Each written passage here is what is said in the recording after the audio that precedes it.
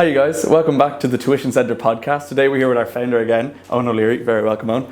So today we've been basically getting recently a lot of questions coming in from students asking about the 21-day maths challenge. We're asking about the different online lectures that we host, and they're asking about, the different services available on our website and what's entailed in those services. So today we're going to run through these questions with Eoghan, and we're going to put all your minds at ease.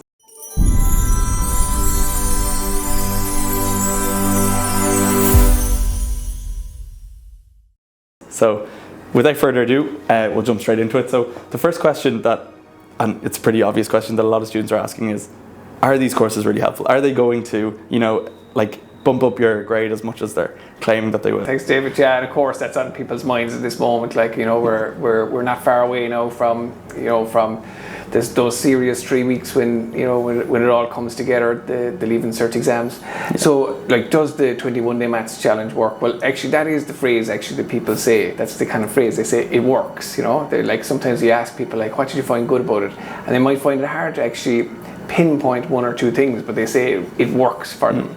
And then if from my point of view, analysing the feedback from people, it's really that it gives them structure.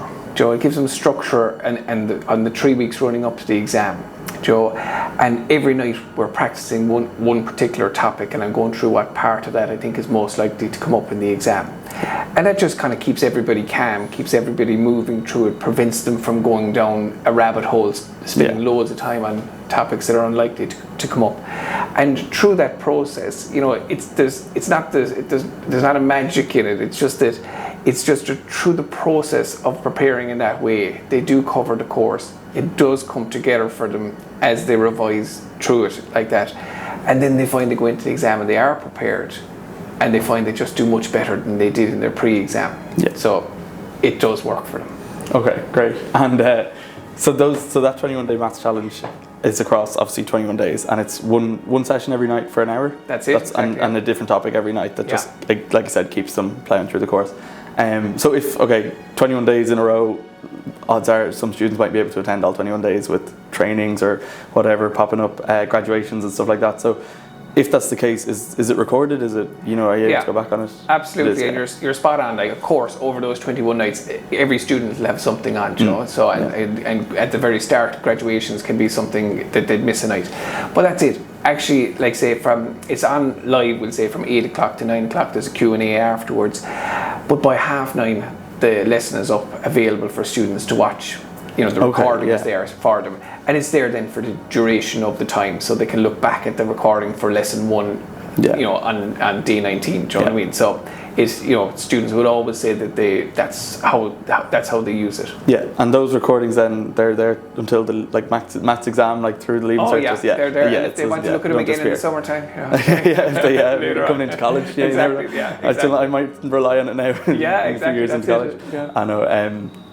So then I suppose if students are logging into these things and they want to ask a question, is that an option? Is there Q&A kind of forum, or is it anonymous, or how does that kind of work? Yeah, so how it works is, I'm there, I suppose, delivering the lesson, and students are doing questions, so they have a worksheet and they're working through questions. So we have a little code system for how you say you're finished, how you say you're confused, how you say if you want a little bit more time to do it, all that kind of stuff. But I have co-hosts with me then who are answering questions. So if you type in a question and say, look, I'm stuck there, how'd you do that third line, Joe? How did you go from x squared to 2x, or whatever it would be? The co-hosts are typing back the answer to you. So they're doing that. And then separate from that, if you have your homework worksheet, and again, if you're stuck on one of the questions and that you can't do it, so we have the question, the marking scheme, and sometimes the recordings of it.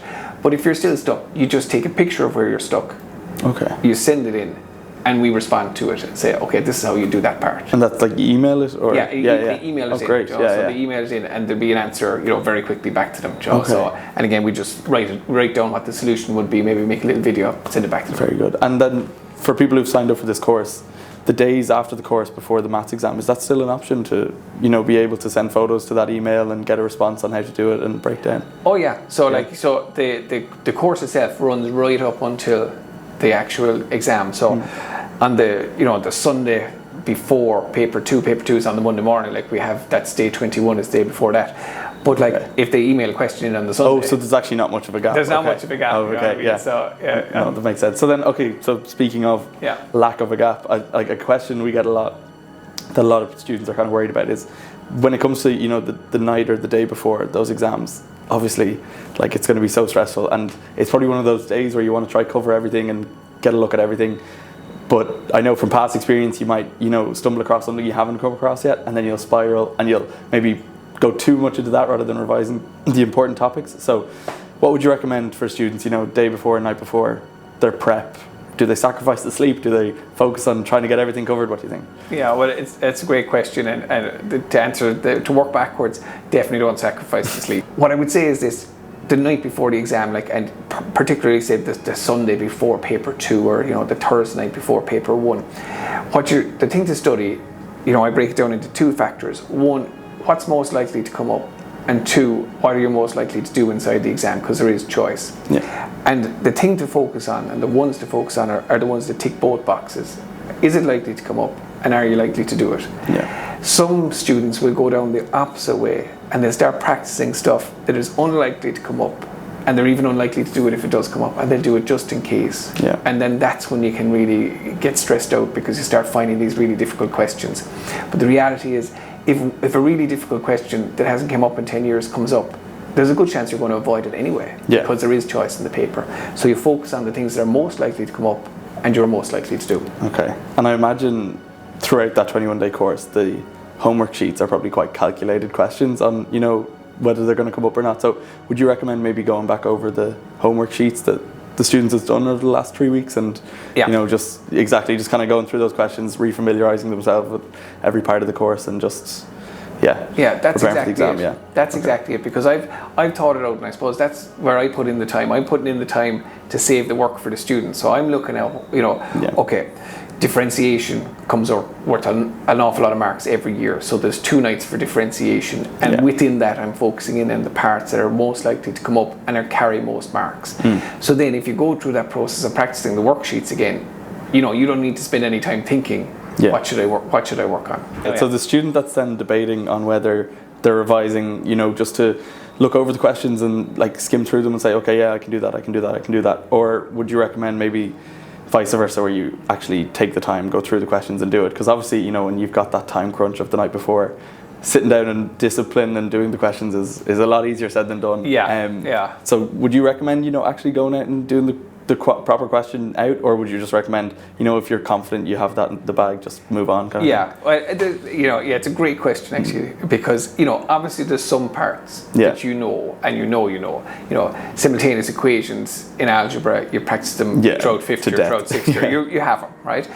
So it's a mixture. I'd always be saying to students, what you're practicing at that point is, you know, not the simultaneous equations, but the bit that's just a bit more difficult than that. You know, say something from differentiation, you know, if it was paper 1, something in trigonometry that you're likely to do inside the exam, but maybe you just haven't practiced in a while. You know, but I wouldn't go off finding the obscure question from an old pre and start. And you might only freak yourself out. Well, look, that's fantastic. No, thanks a million for taking the time today. So again, if any students have any questions, leave them down in the comment box. DM them to us on Instagram.